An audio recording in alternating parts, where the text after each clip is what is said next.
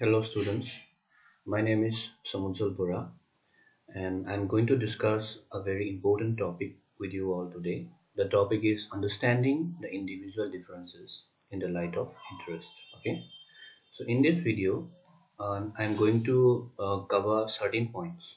The points that I'm going to cover are individual differences, interest, its meaning and definitions, and lastly, factors affecting interest. Before starting the video, I would like to request everyone to be very attentive. Okay, so let's start the video. So at the very outset, we must understand the meaning of individual differences. On the slide, I have mentioned certain points. Just have a look. What are the points? Point number one is it refers to the extent and type of distinctions among individuals on some of the significant psychological traits, personal characteristics, cognitive and emotional components.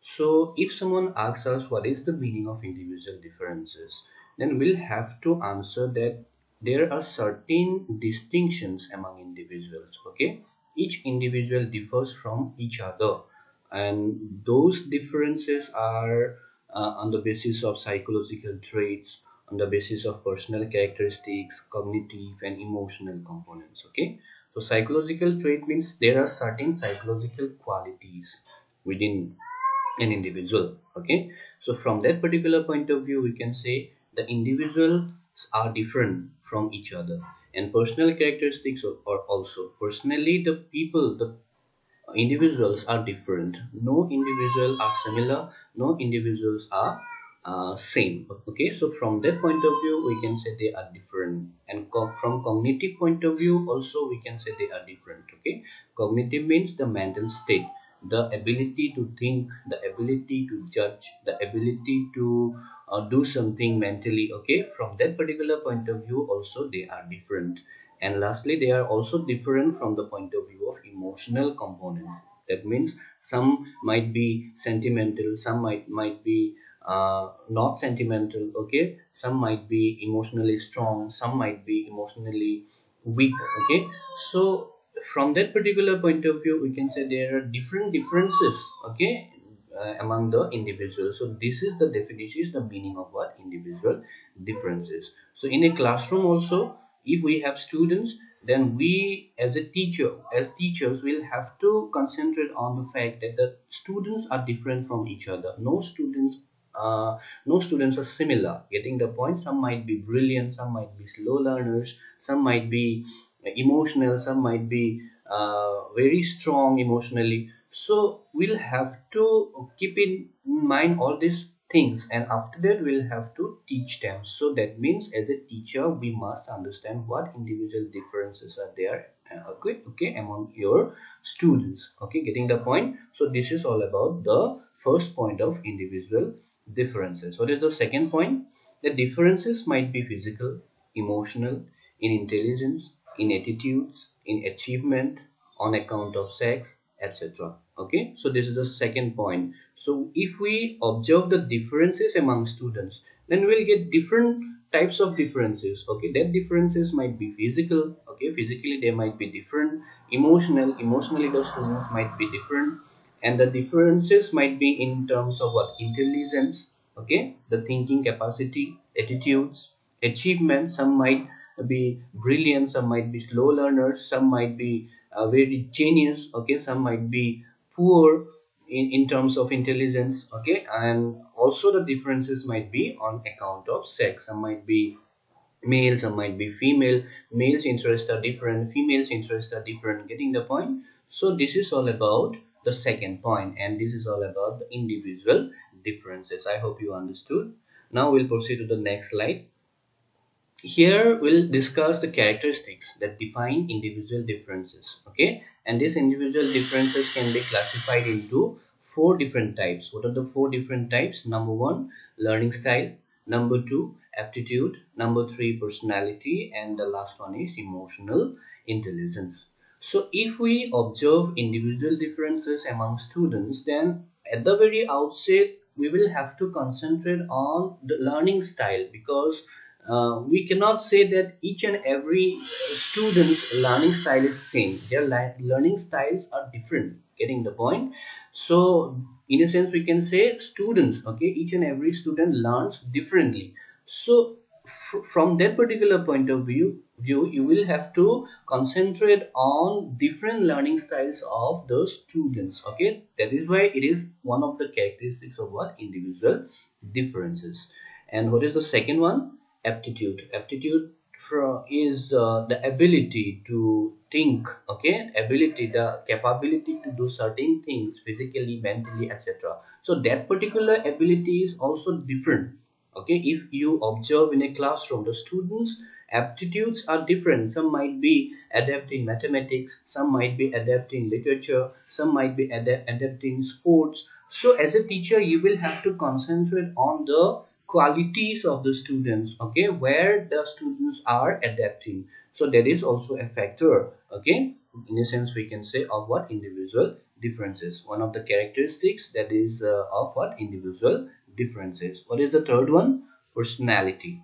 Personality is also one of the characteristics that define individual differences. Each and every student's personality, okay, is different. How they think, how they feel, how they behave, all these things are different. So as a teacher, you will have to concentrate on different personalities of the students. So from that particular point of view, we can say personality is also one of the important characteristic that defines what uh, individual differences. And lastly, what is the last point? Emotional intelligence. That means the capability to identify the emotion is also very different. Okay, if you observe as a teacher in a classroom, the students capability, okay, to identify their emotional level, okay, it is also different. So you will have to keep in mind this factor also, emotional intelligence. Okay, so these are all about the characteristics that define individual differences. Okay, so what are the characteristics? First one is learning style, second one is aptitude, third one is personality, and what is the last one? Emotional intelligence. Okay, now we'll proceed to the next slide. In this slide, we are going to discuss about interest and its meaning. Okay, we have certain points. What are the points? Just have a look. The first point is an interest is a subjective attitude motivating a person to perform a certain task. Okay, if someone asks you what is the meaning of interest, simply you will have to answer that it is a sort of attitude. Okay, what type of attitude? It is a sort of subjective attitude. Attitude means mental state. That mental state can encourage an individual or motivate an individual or a person to perform a particular task. Getting the point? In a classroom, that particular task might be learning something.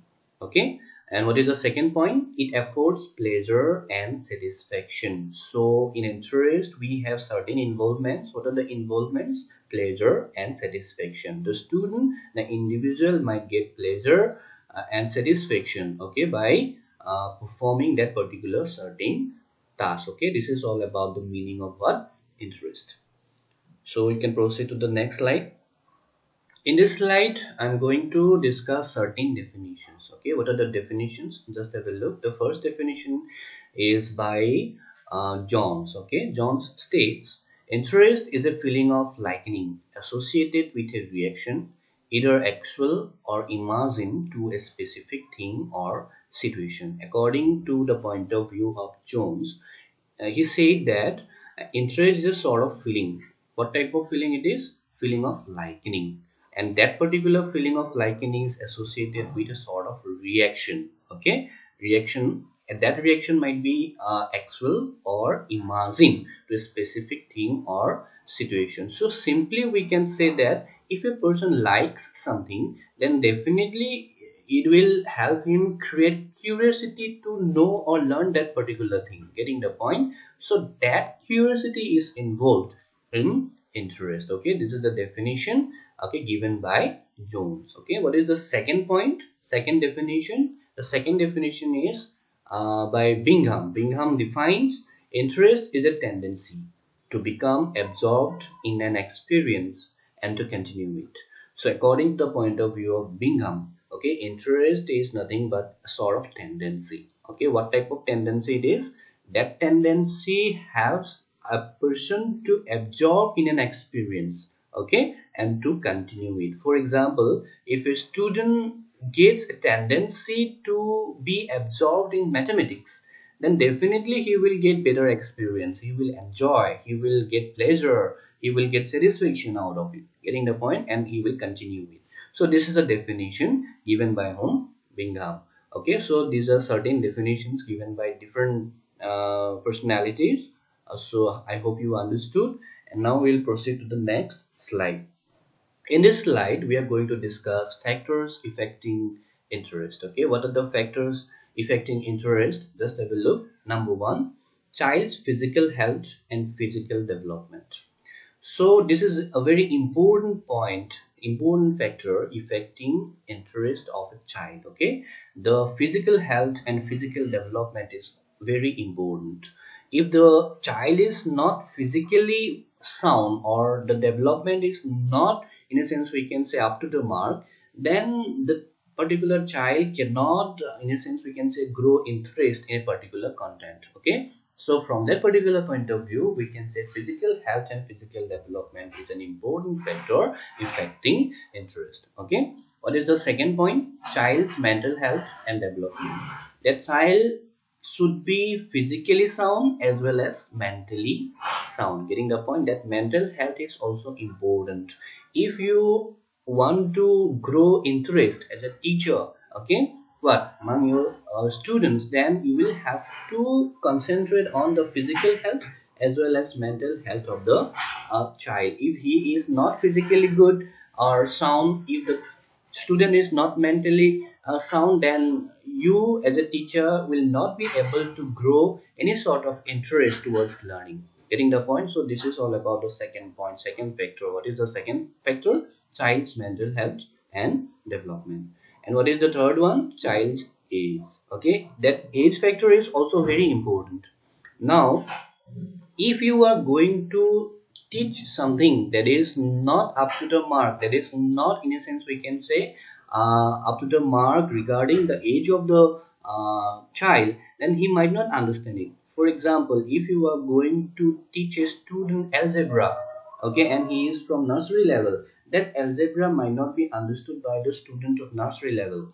Getting the point? So that should be in the mind, that having the, in a sense we can say, what the ability of the student, you will have to put all these things. Okay, so child's age is also an important factor affecting what? Interest. Okay, and what is the next one? Child's sex. Okay, either the child is male or female, you will have to concentrate on. Males interests are different, females interests are different. For example, female child, suppose, okay, she is interested in playing with what? Dolls. Getting the point? She might be interested in playing with the kitchen appliances. Getting the point? But a boy might be interested in playing with different things. Getting the point? The boys' interests are different and girls' interests are different. So this is also one of the important factors affecting interest. Okay, and what is the next one? Child's pattern of instinctive behavior. Instinctive behavior means there are certain innate qualities within. Okay, so what is that particular innate qualities since the time of his or her birth? As a teacher, you will have to find it out. Only then you will be able to create interest, okay, among the students. And what is the next one? Child's aptitude. As a teacher, you will have to find out where the student is adapting. Okay, so I have already given you certain examples. In a classroom, suppose there are certain students, okay, several students, huge number of students. Some of the students might be interested in mathematics, some of the students might be interested in literature, some might be interested in sports, culture, okay, etc. So as a teacher, you will have to find out that particular talent in the student. Okay, only then it will work to grow what? Interest among your students. So this child's aptitude is also one of the important factors affecting interest. Okay, what is the next point? child's ideals, motives, and interests. As a teacher, you will have to find out what are the ideals of the child, what are the motives of the child, what is the interest level of the child. Only then you will be able to grow what interest among your students. So this is all about the point. What is the point? Child's ideals, motives, interest, etc. Okay. And what is the last point? Child's emotions, sentiments, and complexes. So emotionally some might be sound, emotionally some might be weak, sentimentally some might be very strong, sentimentally some might be very weak, and there might be inferiority complex, there might be superiority complex among your students. So as a teacher you will have to detect all these things very clear headedly.